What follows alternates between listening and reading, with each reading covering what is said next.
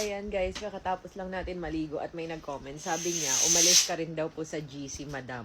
Ayan, grabe itong mga bashers ko, updated. Ayan, which is true naman. Umalis talaga ako sa GC ng Pamos Food Up nung minsan kasi nga dinudugo na ako nun. So, feeling ko rin, kaya ako to the point na ganito kasi, ayun, medyo nakaka-stress talaga na magpatakbo din talaga ng isang business na napakaraming tenant. Kasi first time ko rin talaga na mag-operate ng leasing business. Ayan. Ayun, kasi syempre iba-iba sila ng mga request, ang daming suggestions, ang daming complaint. So iba-iba talaga. Pero syempre as business owner, talagang ginagawa naman namin ng paraan. And nag-deploy din ako ng mga admin na nag-leave ako sa GC. Pero ngayon nasa GC na ulit ako. Sabi ko nga, wag nyo muna ako masyadong stressin kasi nga nagbi-bleeding pa rin ako kahit papano. So hindi pa rin totally okay. So, ayun yung dahilan. Kasi syempre, ang hirap talaga na, for example, ang dami mong tauhan, 'di ba? Ang hirap magpatakbo ng isang business na sobrang daming tauhan. Syempre yan, iba-iba ng ugali, ganyan. May mga mag-aaway-away, may mga plastikan, chismisan. Talagang normal naman yun. Kaya kahit nga sa pagiging employer, mahirap talaga maging employer ng napakaraming employee dahil iba-iba sila ng ugali. Lalo na yung ngayon, na kumbaga, business is leasing business. So, nagpaparenta. So, syempre, iba-ibang business owner. And syempre, feeling nila magaling talaga sila. Feeling nila tama sila. So, nagtatalo-talo talaga dun sa group chat. And syempre, sa ibang business, normally naman yung mismong may-ari. For example, may-ari ka ng isang kumpanyang malaki. Syempre, yung mga doon is wala naman doon yung mismong CEO, 'di ba? Pero ako talaga nagme-make way talaga ako para kausapin sila. Pinagtsatsagaan ko talagang kausapin kahit yung iba makulit. Tapos minsan may mag-PPM sa akin, sasabihin nila na okay lang 'yan, ma'am, wag niyo kapansinin, mag-leave ka muna sa GC kasi ang toxic ng iba, ganyan mga baguhan kasi na tenant, mga hindi pa sanay sa pag-vendor or pagtitinda. So yung mga matatagal ng sanay na nagre-rent ng mga ganyan, nagtitinda ng mga bazar-bazar, talagang mahahaba ang pasensya. Talagang matatalino, ganun, talagang sanay ba sila, hindi sila reklamador. So, yung mga baguhan, talagang medyo masakit sa ulo. Pero yun nga, sabi ko nga sa kanila, tulad na, lagi kong sinasabi, hindi ko sila para pigilan kung gusto nilang umalis. Kasi maraming aalis, marami ring babalik, ganyan. At marami ring papasok na bago, 'di ba? Kahit naman sa staff, ganyan naman. May aalis, may papalit, 'di ba? Ganyan naman. So, hindi ko talaga sila pinipigilan. Sabi ko nga, kung gusto nilang umalis, walang problema. Kung gusto nilang bumalik, walang problema. So, hindi talaga ako parang sa kanila. So, hinahayaan ko lang talaga silang magdesisyon kasi may kanya-kanya namang isip. Yun nga lang, yung GC nga kasi medyo toxic minsan. 'Di ba? Ganun. Lalo na nung bumagyo, nung umulan, may tumulo. Doon yata ako nag-leave, di ko alam nagtulo-tulo yung mga tubig dun sa events place. So, sabi ko, yung events place, tinanggalan ko na yun ng tenant. So, ang ginawa ko na lang sa events place is laruan.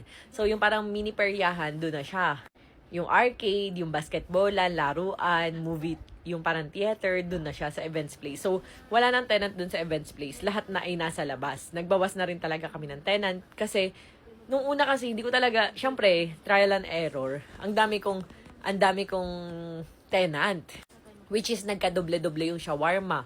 Alam nyo doon, may sobrang lakas na shawarma, may sobrang hina. So, siguro yung mahina, umalis na. Pero yung malakas doon is nakaka 20K per day. Ganyan, talagang paldo-paldo din naman talaga. Kumbaga, napasobra.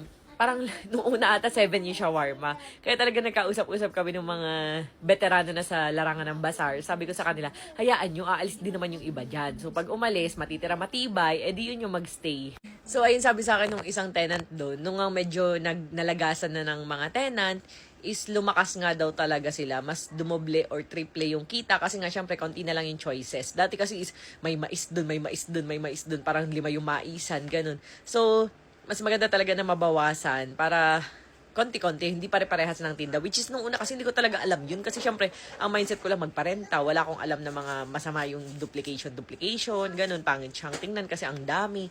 So, ayun. At least ngayon, alam ko na.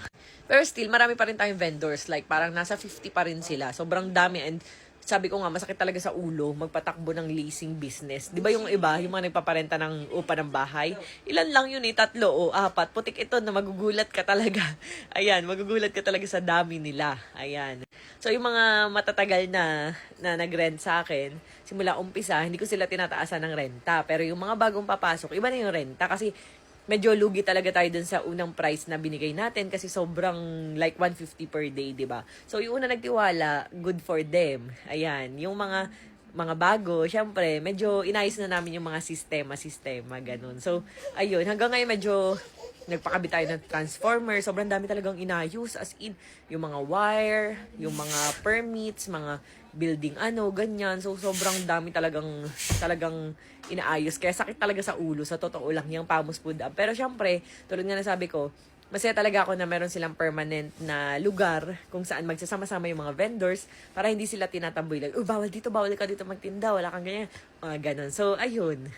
Ginawa lang naman namin din yung Pamos Food Hub namin mag-asawa kasi para matulungan yung mga vendors talaga na meron silang marentahan na mura. Tulad nga na sabi ko, sa Manila, may mga nakausap ako, ang rent daw per day is nasa 2,500, ganun. Imagine naman sa akin, 150 pesos per day.